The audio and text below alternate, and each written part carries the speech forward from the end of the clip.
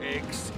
If you're looking for me, you better check under the sea, 'cause that is where you'll find me, underneath the sea. Welcome to Water Damage with your host, Gil Mancha. This is my chronological discussion of the King of the Seven Seas, Aquaman.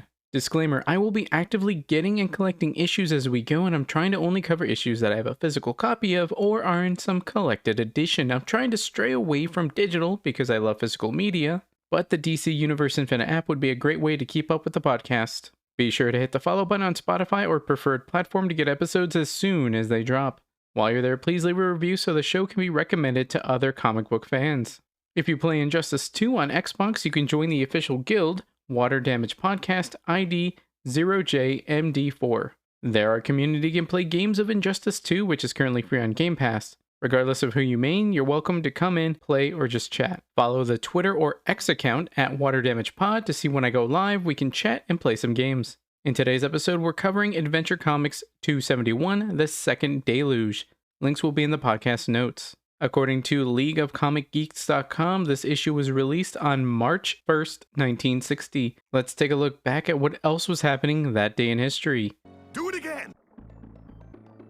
Side note, being such an old comic, the release days get confusing. Adventure Comics 270 was nebulously released in March 1960, but 271 was definitively released on March 1st, 1960. That said, that day in history will be the same, and since you're listening to each release because you're subscribed on your preferred platform, you're already an expert on that day.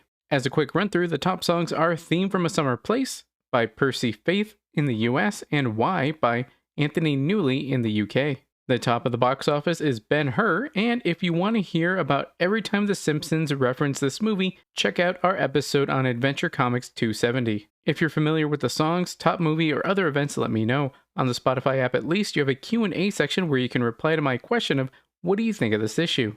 You can do it there, social media, or even the YouTube VOD of this episode. While you're there, I have a poll too. What other DC hero would you like to see covered like we do Aquaman? The choices are Nightwing, Sergeant Rock, Blue Beetle, all three we have so far, and Batman Beyond. You can pick as many as you want, and I'd love to see what you think. That's a taste of what the world was like when Adventure Comics 271 was released. That was outrageous! I'm reading this thanks to Showcase Presents Aquaman Volume 1, but was also reprinted in Aquaman Archives Volume 1. Just like other issues we've covered here, Adventure Comics is an anthology of stories, and this is the last one behind Superboy. Per usual, it's either the middle or the last. Nothing's beating out the Golden Boy. Once again, Green Arrow is absent from this issue, instead being another issue of Congo Bill in The Son of the Congorilla, which is just a funny name. Again, the story is called The Second Deluge. We see the return of Aquaman's green gloves, and he's got green calf fins. That said, the Showcase Presents series is in black and white, so if that's your only access to it, you wouldn't know. Quick side note, a deluge just means a severe flood. A bit of trivia, this Noah is based on a story from the Bible where the Lord commanded Noah to build an ark in which his family and every living thing of all flesh, Genesis 6:19, were saved from the flood. Floodwater destroyed the wicked and all creatures that lived on the land except those in the ark. The story was written by Robert Bernstein, penciled and inked by Ramona Fradden. This cover Adventure Comics focuses on the Superboy story, so we'll discuss the first panel of the Aquaman story. The Aquaman name is written in orange, notably because we see definite red on the same page for comparison. In the panel, we see Aquaman and Aqualad with storming water, waves everywhere, and even lightning hitting the sea. In the background, coming towards the duo, is Noah in his ark with animals aboard, telling Aquaman to, "Hear me, Aquaman. I am Captain Noah. I prophesy that the second deluge is coming. The world will be drowned by rain and flood. Every living thing will perish except passengers on my ark." Aqualad is concerned, turning to Aquaman saying, "He's kidding, Aquaman." "Isn't he?" Aquaman in turn replies, "I don't know, Aqualad. This terrible storm came out of nowhere and shows no signs of letting up. Maybe this is the second deluge." The text box tells that out of nowhere, an old man with a terrible prophecy that the world would soon be washed away by torrential rains and floods appeared. At first, Aquaman and his young assistant, Aqualad, treat the old duffer as a crackpot, but when, shockingly, they discover that Captain Noah is mad, their smiles vanish. Helplessly, the King of the Sea and his young pal confront a frightful menace beyond their control, the second Deluge. Since this comic isn't on the DC Universe Infinite app, I can't read you guys the About This Book section. After the break, we'll summarize the issue. Is Aquaman finished? Can you make it to the bathroom before we return with part 2 of the show? What it do, guys? Manjame here, and if you like board games, especially deck building games, you should check out @team_thunder on YouTube. There we have unboxings and games of Legendary, a Marvel deck building game, the DC deck building game, the Transformers deck building game, and many more. That's also where you can find VODs for this and Accelerated Visions, a Spider-Man 2099 podcast where you can directly leave a comment and we can discuss the issues. The Superman Aquaman Hour of Adventure, featuring Aquaman, King of the Seven Seas, and your favorite comic book superheroes in their own adventure stories. It's 60 minutes of thrills and fun, next on most of these stations.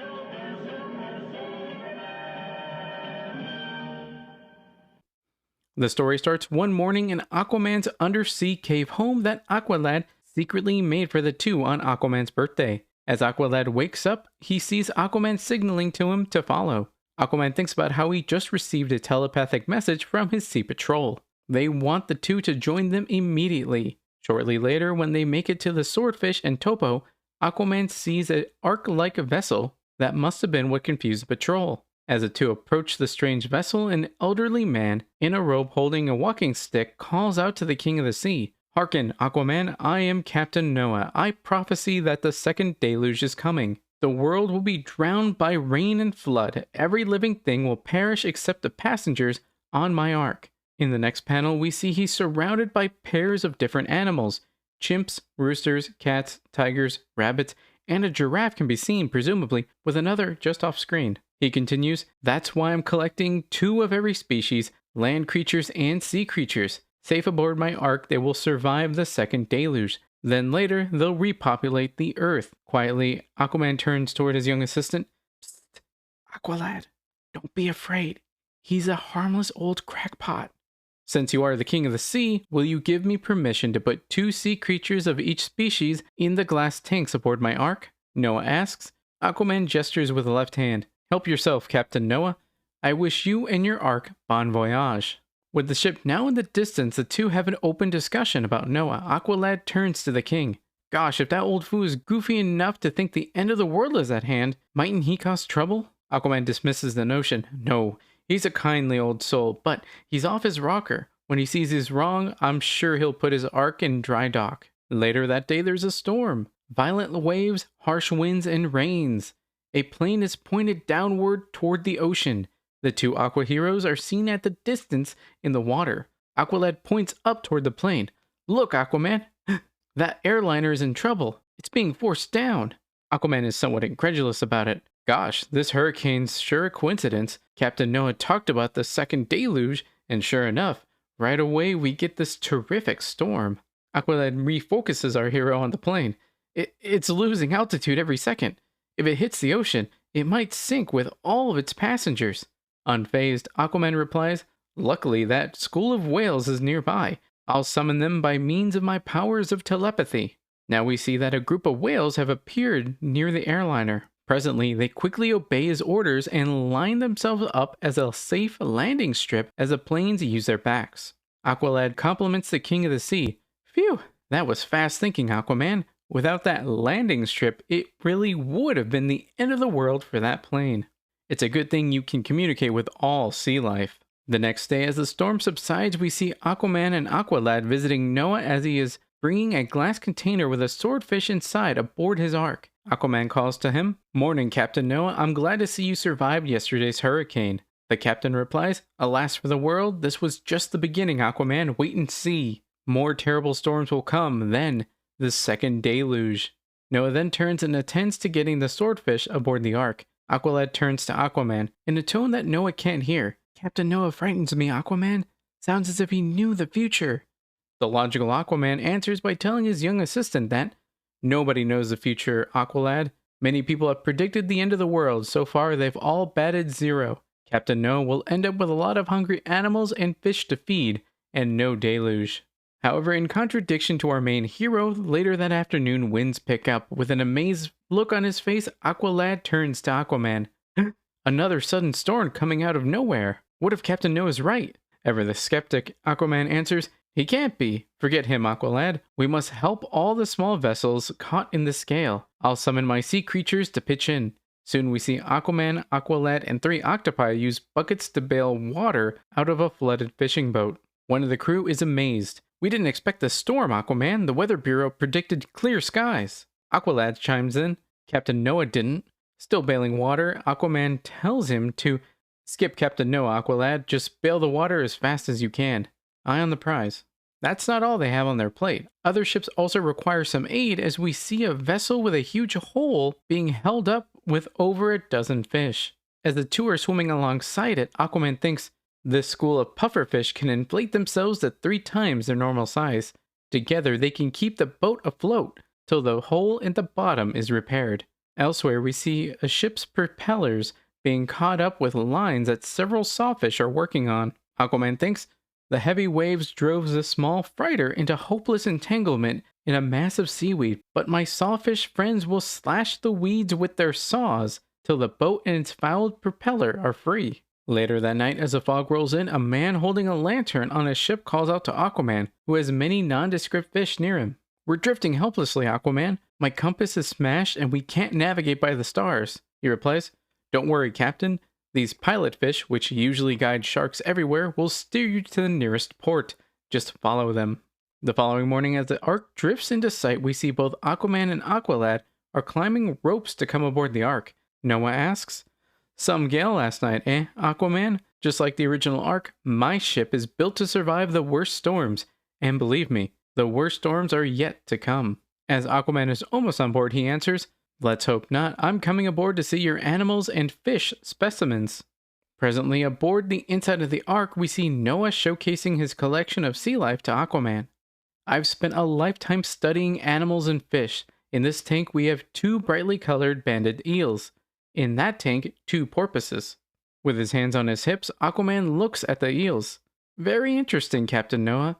It's not everybody who knows his fish. With Aquaman and Aqualad back at the sea, the king tells Noah that, I noticed you don't have an octopus. I'll return soon with 2 octopi as my contribution to your fascinating collection.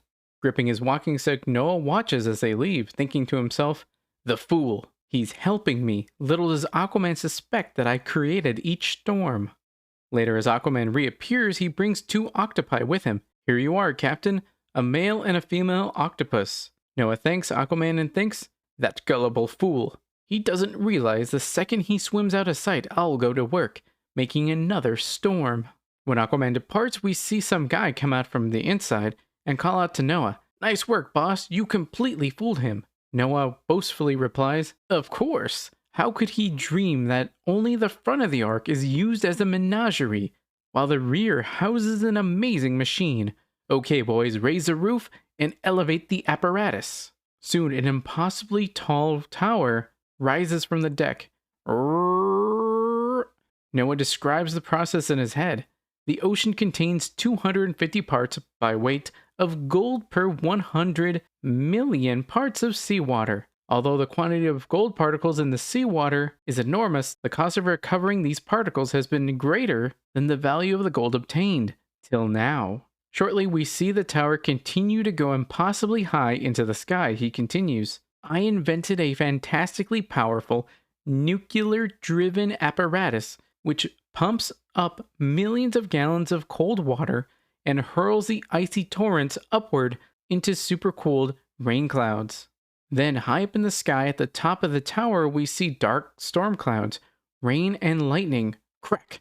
Just as rain can be man-produced by seeding clouds containing suspended droplets with chemical agents like dry ice, so the freezing ocean water shot skyward causes violent ocean storms.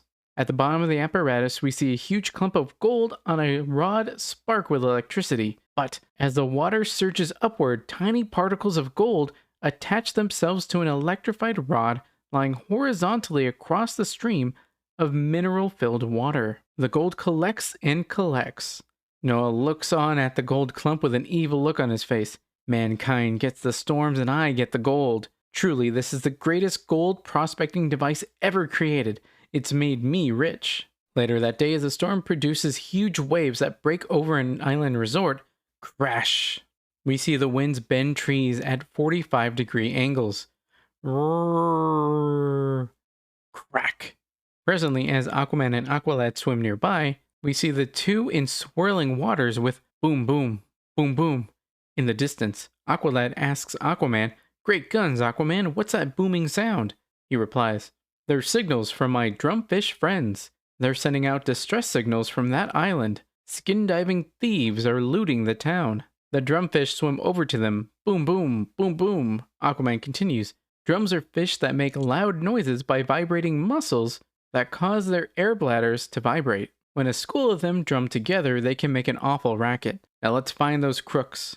Shortly after, we see a bank was underwater and skin divers had broken in and stolen stacks of cash. With fish approaching the three skin divers, Aquaman and Aqualad punched them. One of the skin divers called out, It's Aquaman, he's after us."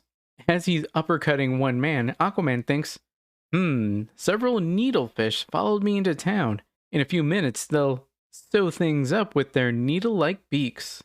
Minutes later, the three men are attached to each other by their swimming trunks.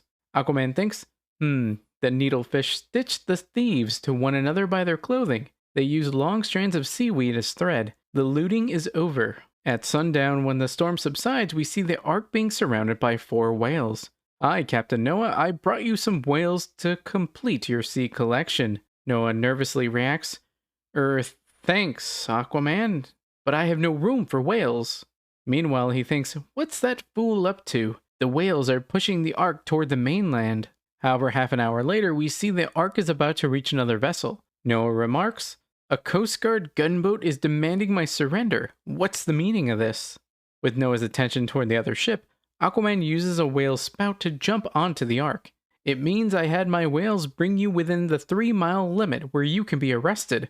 I'm wise to your deluge scheme, Noah." As Aquaman manipulates some hidden controls, we see him open up the door and hit switches. Roar, clank.